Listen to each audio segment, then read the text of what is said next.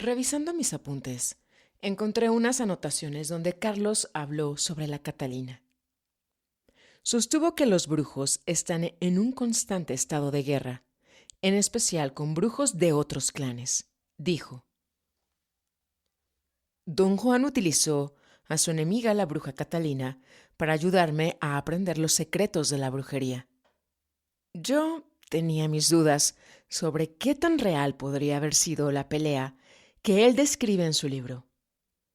Debe haberme leído el pensamiento, o tal vez mi rostro, me delató.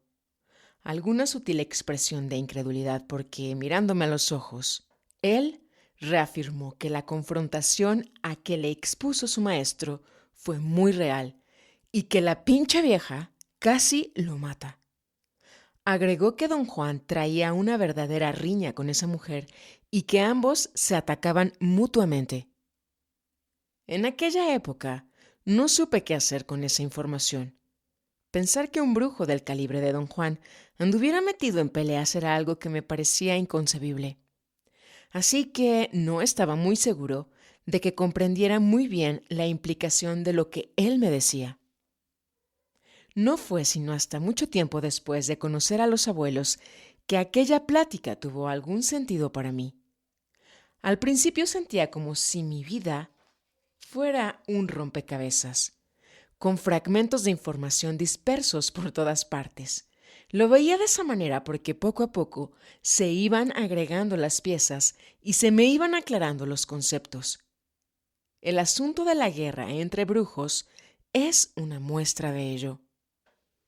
Por las noches, después de la faena diaria, era la costumbre reunirnos junto al fuego para platicar, ya sea adentro en la cocina o en el local de la fogata detrás de la casa. He constatado que, por lo general, la gente moderna ya no se habla, ya casi no comparten sus experiencias. Actualmente la familia, a pesar de que residen en una misma casa, se encuentra separada. Están todos como hipnotizados frente al televisor y lo único que les alcanza son para comentarios triviales. O aún peor, cuando cada uno se aísla con sus aparatos, de modo que aun cuando vivan juntos, son casi unos desconocidos entre sí. Ojalá el hombre moderno apagara el televisor y volviera a reunirse en verdadera camaradería alrededor del fuego. En esas reuniones se cantaba, recitaban poemas y hablábamos sobre casi cualquier tema. Cualquier evento era motivo para comentarios, pues ayudaba a recordar algo interesante que había pasado con ellos o con algún ancestro lejano. De hecho, podría decirse que las historias contadas a la luz de las llamas son el repertorio cultural de nuestra línea. Las charlas eran siempre informales, sin rodeos, ni etiquetas. Todo se daba de la forma más natural. Quien así lo quisiera podía comentar algo o contar algún relato, aunque por lo general siempre tenía que ver con el tema que estábamos tratando. Fue en una de esas reuniones cuando por primera vez los oí hablar sobre la guerra de los brujos. Con el paso del tiempo, noté que ocasionalmente se referían al asunto, pero siempre como una alusión o comentario dentro de algún otro tópico.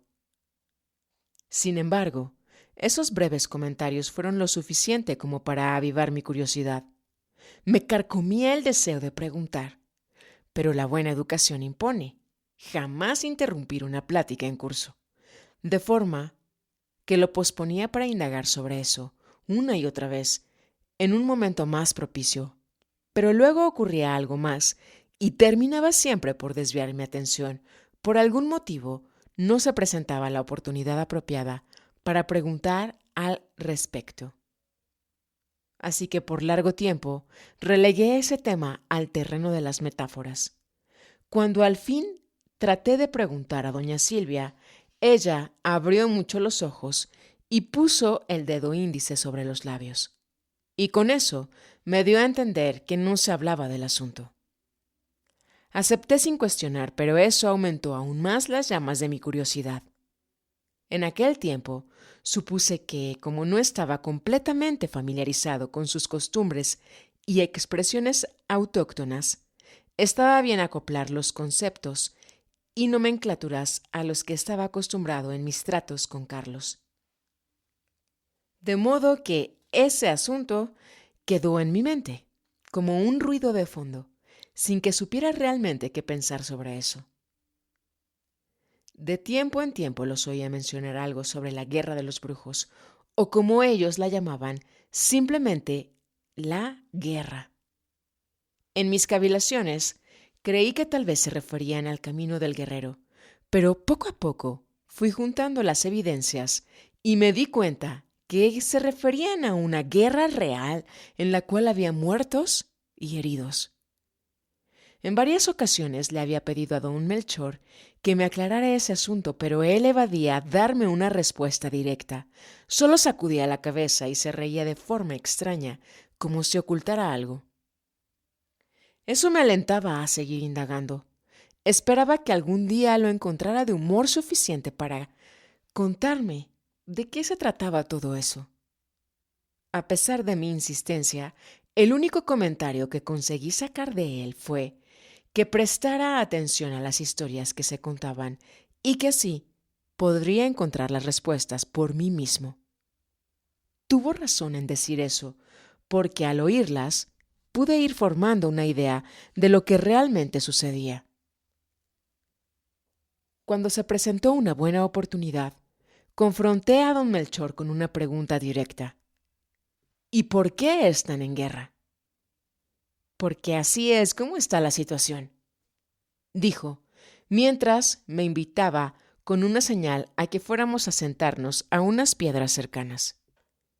Esta contienda ya ha perdurado por siglos. A estas alturas, nadie ni se acuerda o no les importa cómo empezó. El asunto es tan antiguo que se ha vuelto una tradición. Viendo la cara de escepticismo que puse, continuó. Pero no te dejes engañar, que no por eso es menos real. Citando a su benefactor, el curandero Jonás Shinnancatl, dijo que la guerra servía para que estuviéramos afilados, ayudaba a mantenernos despiertos. Saber que estamos en guerra y que en cualquier momento podemos ser atacados nos ayuda a permanecer atentos. A otra pregunta que le hice contestó que la última batalla donde hubo muertos había sido ya hacía mucho tiempo.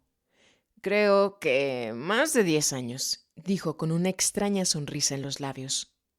En otra ocasión me contó cómo él mismo había sobrevivido a una confrontación con el Manco, el líder del grupo enemigo.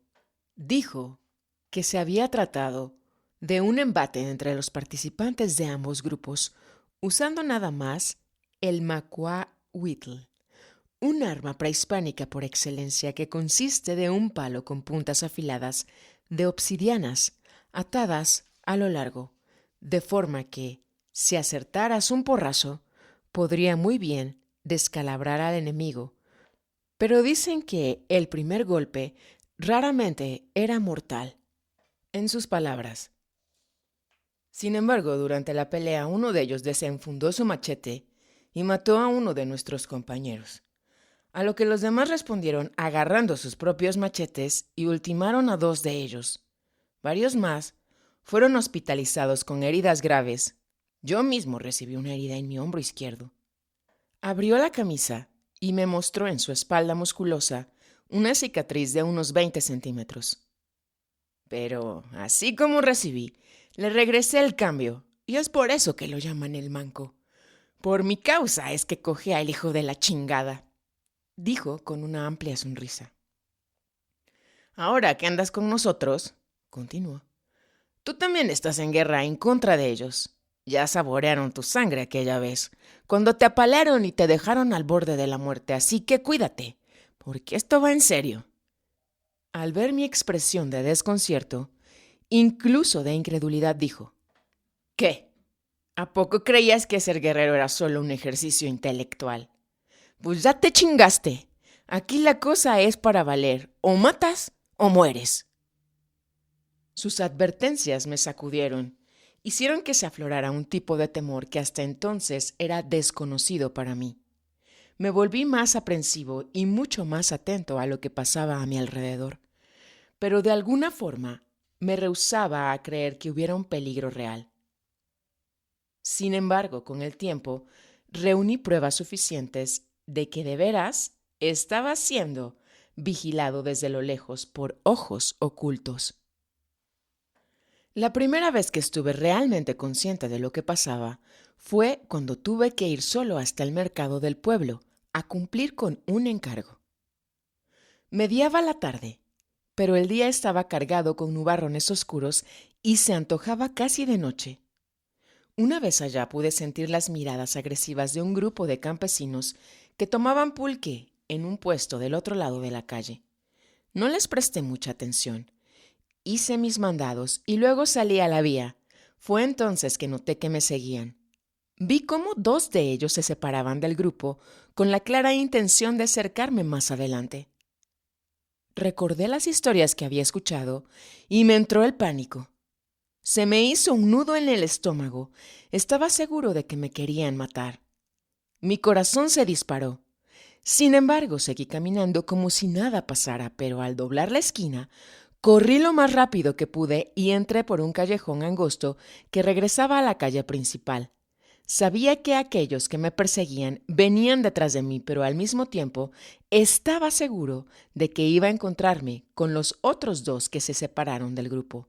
No sabía qué hacer, cuando de pronto tuve una sensación peculiar, difícil de describir. Oí cómo venían los agresores, aún antes de que ellos entraran por el callejón. De forma casi instintiva, mi cuerpo se acordó de las instrucciones que había recibido, así que me resguardé en un pórtico de piedras. Me acuclillé como si estuviese defecando. Puse los codos sobre la rodilla con las manos en la cabeza, de forma que cubrí mi cara con los brazos. Los hombres pasaron sin mirarme. Vi cómo los dos grupos se encontraron poco más adelante. Oí cómo expresaban su desconcierto de haberme perdido. Platicaron entre sí por un instante y luego se marcharon. Así fue como los perdí. Pero desde ese día ya nunca más caminé despreocupado como siempre hacía. Es increíble cómo reacciona el cuerpo ante la amenaza de muerte. De pronto, todo cobra sentido. Seguí participando y cumpliendo con mis tareas, sin embargo, solo después de que fui aceptando plenamente entre los guerreros que el asunto se me reveló por completo. Me incluyeron a las salidas donde íbamos armados para, como decían ellos, aguaitar a la presa, queriendo decir que saldríamos a vigilar al grupo coopositor. Afortunadamente, ya no ha pasado nada de gravedad. La última trifulca que tuvimos fue ya hace tiempo. Sucedió en una fiesta religiosa en un pueblito al sur de México, donde nos encontramos con algunos del grupo rival y nos enfrascamos en una riña que se volvió una pelea colectiva. A pesar de que hubo heridos, no hubo ningún muerto. Ese día sucedió que íbamos paseando por la plaza de ese tradicional pueblito enclavado en medio de la sierra, cuando de pronto nos encontramos con la ceñito Lola y sus amigas. Ellas eran las aprendices del manco. Cuando nos vio, ella se aprestó a usar la brujería en contra de nosotros, pero una de nuestras guerreras tomó una barra de hierro de un puesto de ventas y le rompió el cráneo. Más tarde supe que fue necesario darle más de 20 puntadas en la herida. Lo demás no pasó de puñetazos y ojos morados. Después de eso hubo por parte de ellos varios intentos en contra de nosotros, pero siempre logramos vencerlos, aunque a veces pagando un alto precio. Así que la guerra continúa. Todos vivimos siempre en tensa calma. De hecho, ya ni sé cómo es vivir de otra manera. Después de todos estos años viviendo con los curanderos, aprendimos que para un brujo el estado normal es estar alerta todo el tiempo. Al aceptar que estamos en guerra, logramos destruir al peor de todos los enemigos, el ego, que nos impide ver con claridad los mensajes del espíritu. Tratar con enemigos externos es una cosa, pero convivir con un grupo de aprendices es un desafío para todos los integrantes. Las confrontaciones entre los elementos son inevitables. A veces se enfrascan en verdaderas peleas que llegan a dejar heridos en múltiples sentidos. Al final, sin embargo, acaba siempre por imponerse el nahual y la meta de la libertad. Fueron los abuelos quienes alentaron a los aprendices a ese tipo de comportamiento cuando crearon el juego de chingar al pendejo. Era un tipo de travesura que consistía en molestar, incluso en asaltar físicamente a alguno de los compañeros que se encontrase distraído o fuera de sincronía. Lo que hacían era darle un porrazo o tirarle una cubeta de agua fría o alguna otra crueldad que se les ocurriera. Al principio consideré esa práctica como una intrusión a mi espacio personal, pero con el tiempo tuve que admitir que el uso de esa estrategia crea el ambiente apropiado para ayudarse unos a otros a mantenerse alerta. Además, con la ventaja extra de que ayuda a pulir las asperezas del ego. Se puede comparar estos ataques entre camaradas con esas peleas amistosas que traban los felinos para mantenerse en forma. Es bien cierto que a veces aprendemos solo a los trancazos, pero eso se debe a la resistencia del ego y como decía nuestro maestro, eso no es nada comparado con lo que nos espera allá afuera. Solo cuando nos toca presenciar un vislumbre del infinito, nos damos cuenta que todo lo humano es irrelevante. Si el ego no puede lidiar con asuntos mundanos, es seguro que no podrá confrontar al aterrador desconocido que nos aguarda. Por eso, lo único que realmente cuenta en la vida del guerrero es la impecabilidad. Y nada mejor que estar constantemente bajo amenaza de muerte para lograrla. Recuerdo lo conmocionado que quedé al enterarme por primera vez que los abuelos de ambos bandos se confabulaban entre ellos para ayudar a los nuevos. La ayuda, muy entre comillas, normalmente implicaba alguna horrible pelea o algo peor. Eso fue exactamente lo que me pasó el día en que me atacaron. En aquel tiempo creí que encontrarme con aquellos maleantes en medio del cerro, tal como sucedió, había sido una casualidad. Pero hoy sé que fue una trampa preparada por ellos para enlazarme. Así que, de cierta manera, con nuestros enfrentamientos, le damos continuidad a la tradición de las guerras floridas que heredamos de nuestros ancestros. Pero no debe de haber ningún espacio para equivocaciones, porque aun cuando hay consenso entre los combatientes, el peligro es real y uno se enfrenta con la muerte a cada vuelta del camino. En mi caso, si no fuera por los cuidados que recibí de mi maestra, estoy seguro de que no hubiese sobrevivido. Ya había oído historias de que en el mundo del nahual solo se puede entrar si estás muerto. Al principio lo tomaba como algo simbólico, pero por lo que he presenciado y por las historias que he oído, ciertamente ese es el caso, ya que cada uno de los guerreros que conozco tienen historias similares, como la de Margarito, uno de mis camaradas.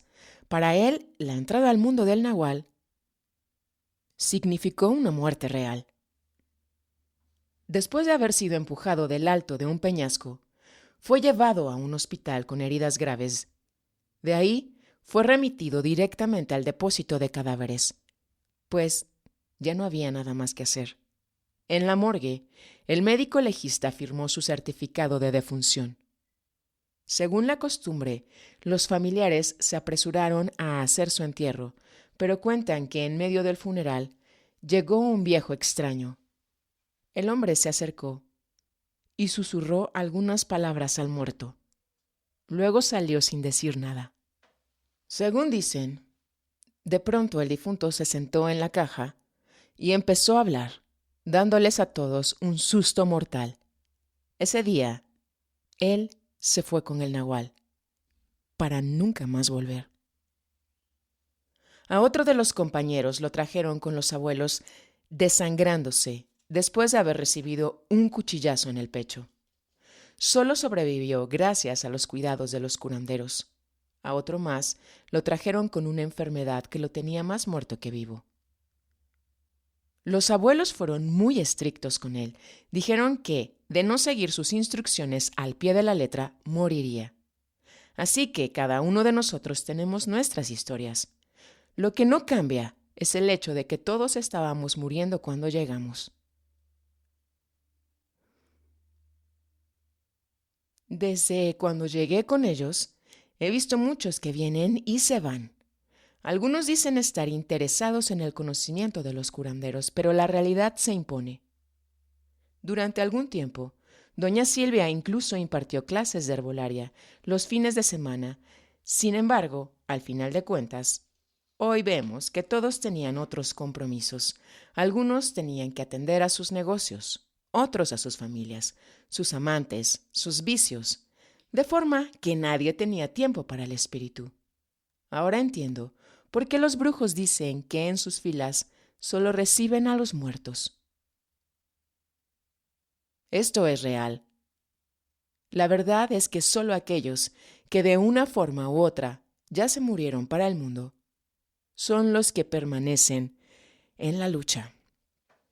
En una ocasión, don Melchor dijo: solo aquel que ya está muerto puede seguir el camino de la brujería. Entonces aclaró: desde luego que no me refiero a estar físicamente muerto, pero es morir de una manera muy definitiva porque entonces dejas la forma humana. La tarea de perder la forma humana fue para mí un concepto difícil de digerir, en especial por el tremendo apego que tenía al ego. Para mí ese fue un proceso paulatino. Casi no me di cuenta. Un día, sin embargo, percibí que algo que anteriormente me hubiera causado una conmoción ya ni me importaba. Luego algo más pasó y me di cuenta que había dejado de sentir como sentía anteriormente. Todavía era yo, pero con un desapego tan grande que casi ni me reconocía a mí mismo. Pude entender entonces las lecciones que había recibido sobre mantener bajo control nuestros sentimientos. Doña Silvia acostumbraba a decir: controla tus emociones. Nunca permitas que ellas te controlen. Si controlas tus emociones, controlarás tu vida. Existe una gran confusión entre hacer caso a las intuiciones y tomar decisiones basado en emociones. A veces, no saber reconocer la diferencia puede llevar a uno al desastre. En cierta ocasión ella dijo: para lograr el control de las emociones, es de gran importancia tener claro tus objetivos y dejar de entregarte a tus vicios. ¿Así de simple?, pregunté, tratando de sacarle más información. Seguro que sí, dijo ella enfáticamente y aclaró que por mis vicios ella se refería a mis reacciones exageradas, sobre todo lo que me pasaba. Comparó mis emociones a un viento que me zarandeaba de un lado a otro. Aprender a controlarme fue algo muy difícil para mí. De cierta manera, resentía tener que dejar de proceder como siempre lo había hecho, ya que para mí esa forma de actuar era lo que consideraba ser yo mismo. Pero después pude ver que mi manera de ser era solo una descripción que había aprendido. No era realmente el yo mismo que creía ser. Más bien, era como si viviera en un teatro, interpretando un papel que no era mío. Al ponerle riendas a mis emociones, entendí que, aun cuando podía sentirlas, las tenía controladas. Y si lo quería, nadie se enteraría de lo que estaba sintiendo.